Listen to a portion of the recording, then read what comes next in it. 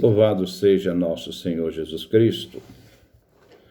Nós vamos dar continuidade à nossa reflexão do quinto domingo da Páscoa, nosso 25º encontro, estamos no ano B. Somos chamados, neste domingo, a estar unidos a Cristo Jesus. União esta inseparável, a fim de que possamos produzir frutos.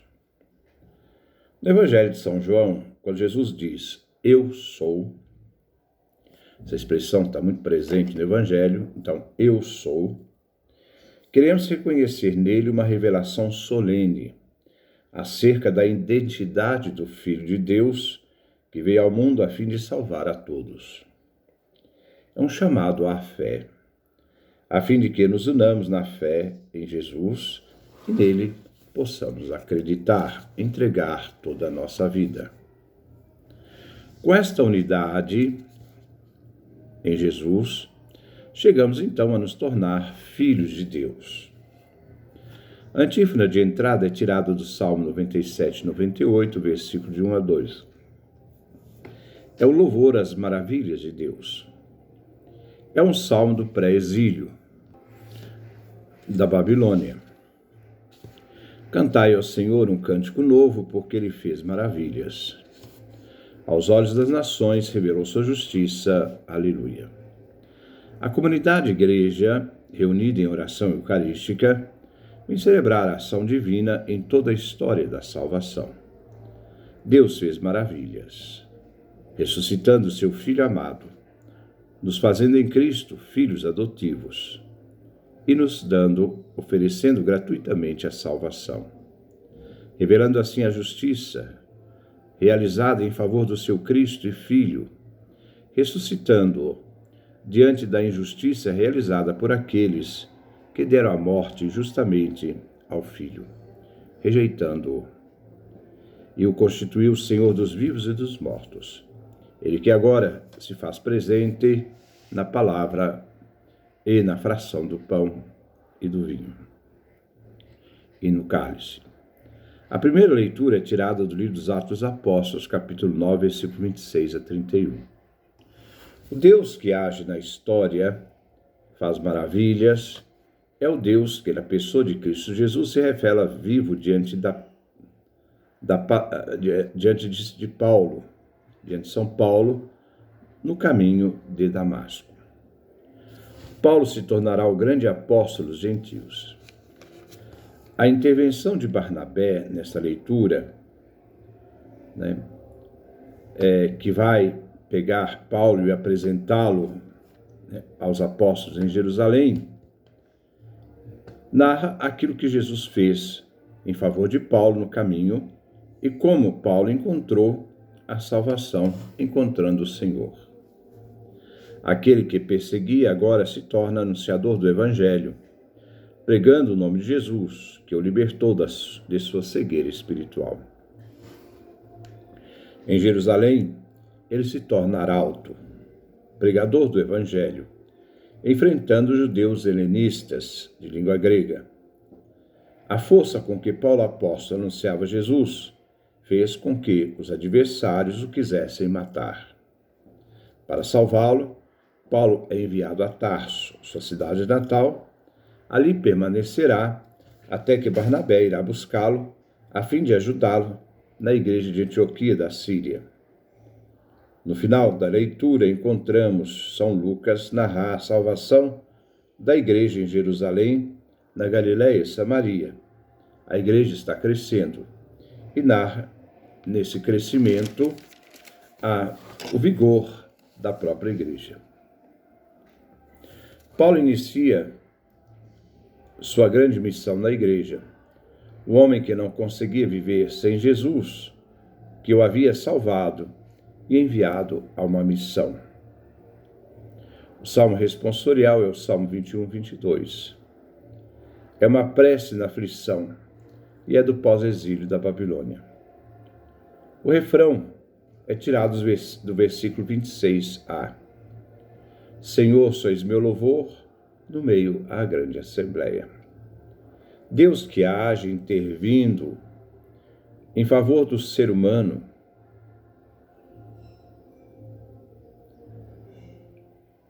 esse ser humano oprimido que foi agraciado com a salvação divina. A Igreja celebra a Eucaristia, esse louvor, por tudo aquilo que o Pai realizou por nós em Cristo Jesus. A grande Assembleia, a Igreja reunida, é o lugar do grande louvor. A primeira estrofe é tirada dos versículos 26b e 27. O salmista tem consciência da sua restauração e da sua comunhão com Deus. Como sinal de gratidão, oferece uma oferta e convida os pobres para a refeição, para que eles participem da felicidade do salmista agraciado. O Deus que atendeu o salmista não abandonará os pobres.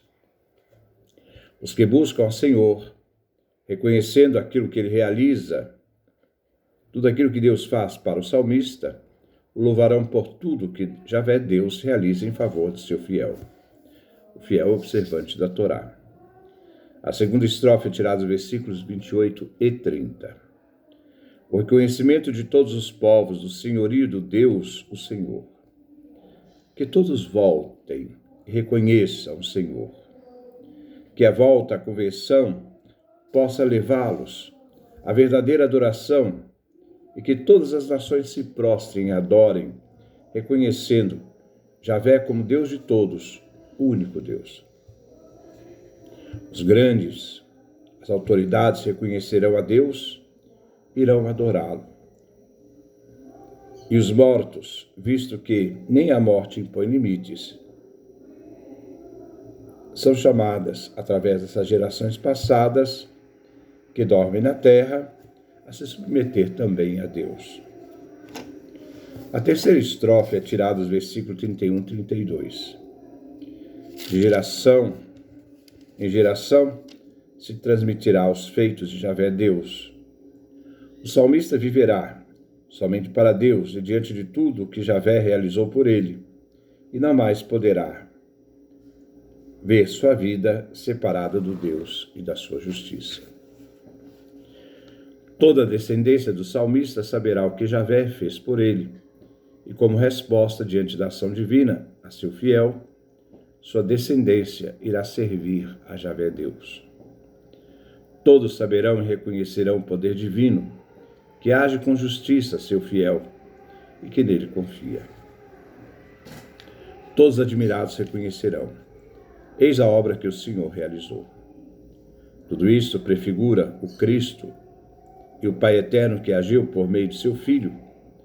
E então, não mais poderemos ver nossa vida separada do Pai da Justiça e de seu Filho, o Justo. A segunda leitura é tirada da primeira carta de São João, primeira carta de São João, capítulo 3, versículo 18 a 24. O amor deve ser real. Deve-se transmitir na vida por meio de ações concretas. Devemos aprender na vivência de nossa fé, nossa vida de fé, a viver o mandamento divino de crer no nome do Filho único, do Pai Eterno, Jesus Cristo. E, como consequência, amar reciprocamente um ao outro. O amor recíproco. Devemos permanecer com Deus, guardando seus mandamentos, colocando-os e transfigurando-os, esses mandamentos, em nossa vida concreta. Fé sem caridade está morta. O próprio Espírito nos dá o discernimento para receber quem realmente pertence ao Deus. Confiar sempre. Nós nos assustamos com a nossa realidade e natureza frágil humana. Se o nosso coração não nos acusa, temos confiança diante de Deus. Viver segundo uma consciência justa e verdadeira. Aquele que tem peso na consciência é sinal de que não está no caminho de Deus. Deus é maior do que nossos corações. Ele tudo conhece. É nele que somos chamados a confiar totalmente. O Evangelho é tirado de São João. capítulo 15, do versículo de 1 a 8. São João, na segunda leitura que ouvimos, afirma: quem guarda os seus mandamentos permanece em Deus e Deus permanece com ele. É nesta comunhão que devemos entender esta passagem da videira anunciada por Jesus a seus discípulos. Ele está neste momento na ceia, onde ele fez o lava-pés, celebrou a Eucaristia, a Páscoa com seus discípulos. Jesus dá nome às imagens. Ele é a videira, o Pai Eterno agricultor, que age, que cuida da videira, que é Jesus, para que produza frutos. E a videira vai produzir fruto através dos ramos que estarão unidos. Os ramos somos nós, em comunhão plena com Jesus. Devemos estar inseparáveis a Jesus para produzir frutos. O Evangelho, como a segunda leitura, nos exorta a permanecer, estar unidos em comunhão inseparável com Jesus. O Pai exerce, na ordem da salvação, a missão de cuidar do seu Filho, a videira, e daqueles que estão unidos a seu Filho, os ramos. A exortação é de manter a comunhão e unidade. Por isto, a ordem: permanecei em mim, eu permanecerei em vós. Vejam que a iniciativa depende da nossa vontade e resposta. Nós devemos necessariamente querer permanecer unidos a Jesus. Só então, diante da resposta humana, que é fundamental, e somente assim, é que, unidos a Jesus, recebemos a promessa. Por isso o verbo está no futuro. É garantia que Jesus nos dá: eu permanecerei em vós. Não podemos ficar parados, estáticos. Temos que tomar a iniciativa, sustentados pela fé. O ato de manter a comunhão de vida com Jesus reflete que só unidos a Ele produziremos frutos. Jesus afirma essa necessidade de comunhão: sem mim nada podeis fazer. Aquele que rejeita manter a comunhão com Jesus, a videira, terá como consequência de suas escolhas o fogo eterno, a morte eterna. Quem não permanecer em mim, o destino dele final será, diz o texto, lançado fora como ramo e secará. Diante da inutilidade destes ramos secos, só resta lançá-los no fogo e queimá-los.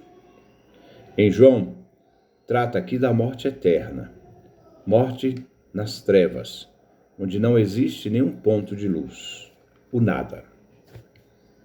A comunhão com Jesus nos faz ter certeza que o Pai nunca nos deixará de atender. Pedi o que quiserdes e vos será dado. No momento de compromissos tênues, no mundo de indiferentes, o fiel é chamado a uma comunidade de vida, uma comunidade inseparável com Jesus. Comunhão que nos faz viver e produzir frutos, frutos que permaneçam para a eternidade. A antífona de comunhão é tirada do próprio Evangelho de São João, capítulo 15, do versículo 1 e versículo 5. A comunhão eucarística, o corpo e o sangue de Cristo, nos faz participar dessa unidade, nos tornando um com Cristo. Assim, ao comungarmos e irmos para a vida em missão, devemos procurar estar em comunhão plena com Jesus, unidos somente a Jesus, e só nele viver a nossa vida, essa vida que o Pai nos dá por meio dele. Que Deus nos dê a sua graça, a sua bênção, sua graça permaneça no meio de nós. Paz e bem para todos.